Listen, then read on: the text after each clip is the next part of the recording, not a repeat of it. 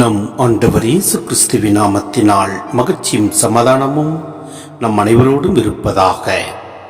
எரேமியா 13:15-17 முடிய. செவி கொடுத்து கேளுங்கள், சிறுக்குறாதீர்கள், ஏனெனில் ஆண்டவர் பேசிவிட்டார். உங்கள் கடவுளாகிய ஆண்டவரை பெருமைப்படுத்துங்கள். உங்கள் கடவுளாகிய ஆண்டவர் இருள் படர செய்ய முன்பும் உங்கள் பாதங்கள் இருளடைந்த மலைகளில் இடரும் முன்பும் அவரை மாட்சிமைப்படுத்துங்கள். நீங்கள் ஒளியை எதிர்பார்த்து நிற்கும் போதே இருளின் நிழல்கள் சூழ செய்வார், இருண்ட மேகங்கள் எழச் செய்வார்.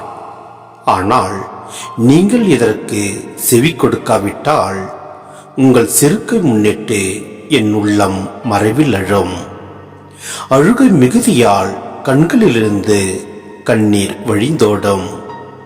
ஏனெனில் ஆண்டவரின் மந்தை கைப்பற்றப்பட்டுள்ளது. சிந்தனை.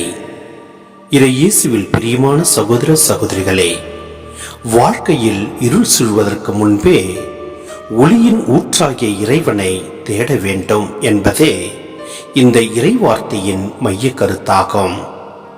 எரேமியா இறைவாக்கினர் யூத மக்களின் கடின உள்ளத்தையும் அதனால் வரவிருக்கும் அழிவையும் குறித்து எச்சரிக்கின்றார்.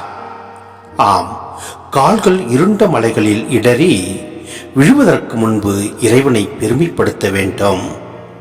நாம் ஒளியை எதிர்பார்த்து காத்திருக்கும் போதே திடீரென இருள் சூழலாம். ஆபத்து வரும் வரை காத்திருக்காமல் இப்போதே இறைவனிடம் திரும்ப வேண்டும். மக்களின் பெருமையும் செருக்கும் இறை வார்த்தையை கேட்க விடாமல் தடுக்கிறது.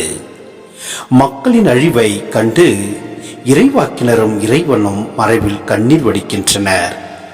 செருக்கின் காரணமாக ஆண்டவரின் மந்தை எனப்படும் இறை மக்கள் அடிமைகளாக கொண்டு செல்லப்படுவர். நம்முடைய அறிவு, செல்வம், அதிகாரம் ஆகியவற்றின் மீதான செருக்கை நாம் கைவிட வேண்டும். நம் வாழ்வில் அமைதியும் ஒளியும் இருக்கும் போதே இறைவனுக்கு நன்றி செலுத்தி வாழ வேண்டும். இறைவனின் எச்சரிக்கைக்கு செவி சாய்த்து நம் ஆன்மீக கண்களை திறந்து வைக்க வேண்டும். இருள் நம்மை சூழும் வரை காத்திராமல் இன்றே நம் செருக்கை ஒழித்து இறைவனை மாட்சிப்படுத்துவோம். வழி தவறி போகாமல் நல்ல ஆயனின் மந்தையாக அவரது வழியில் நடப்போம். எல்லாம் வல்ல இறைவன் நம்மை நிறைவாய் ஆசீர்வதிப்பார். ஆமேன்.